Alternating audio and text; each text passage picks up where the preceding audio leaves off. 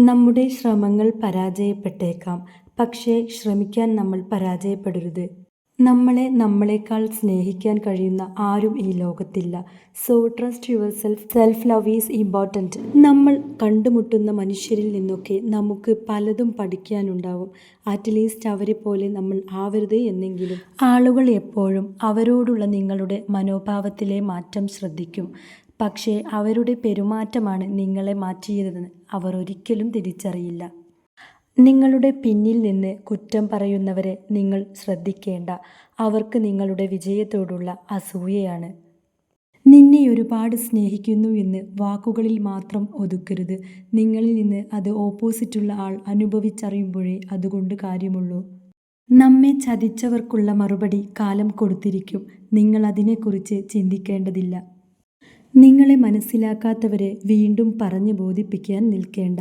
അവർക്ക് അതല്ല വേണ്ടത്. നിങ്ങളുടെ തെറ്റാണ് ആളുകളിലേക്ക് എത്തിക്കേണ്ടത്.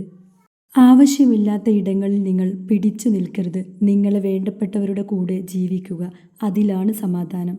മറ്റുള്ളവരുടെ സന്തോഷത്തിനു വേണ്ടി മാത്രമാവരുത് നമ്മുടെ ജീവിതം. കാരണം ചിലപ്പോൾ എല്ലാം കഴിയുമ്പോൾ തിരിഞ്ഞു നോക്കാൻ അവർ കാണില്ല. ജീവിതം ഒന്നേയുള്ളൂ. അത് സന്തോഷത്തോടെ സന്തോഷം തരുന്നവരുടെ കൂടെയാവുക.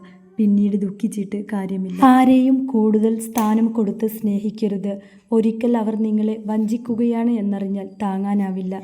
മനസ്സാണ് നിങ്ങളെ എല്ലാത്തിലും നിലനിർത്തുന്നത്. വേദനകളിൽ സാന്ത്വനമാവുന്നത്, സന്തോഷത്തിൽ ആഹ്ലാദിക്കുന്നത്. അതിനാൽ നിങ്ങൾ മാനസിക ആരോഗ്യം കാത്തു സൂക്ഷിക്കുക. പ്രയാസങ്ങളും പ്രതിസന്ധികളും ജീവിതത്തിൽ നിർബന്ധമാണ്. അതും ആലോചിച്ചു മാത്രം ഇരുന്നാൽ വീണയിടത്തു നിന്ന് എണീക്കാനാവില്ല. നിങ്ങളുടെ സന്തോഷങ്ങൾ മറ്റുള്ളവരോട് പറയുമ്പോൾ സൂക്ഷിക്കണം. കാരണം പലരും നമ്മുടെ സന്തോഷത്തിൽ വിഷമിക്കുന്നവരാണ്. തണലായവരെ ഒരിക്കലും തളർത്തരുത്. കൂട്ടായവരെ ഒരിക്കലും ഒഴിവാക്കരുത്. അവരാണ് നിങ്ങളുടെ യഥാർത്ഥ സുഹൃത്ത്.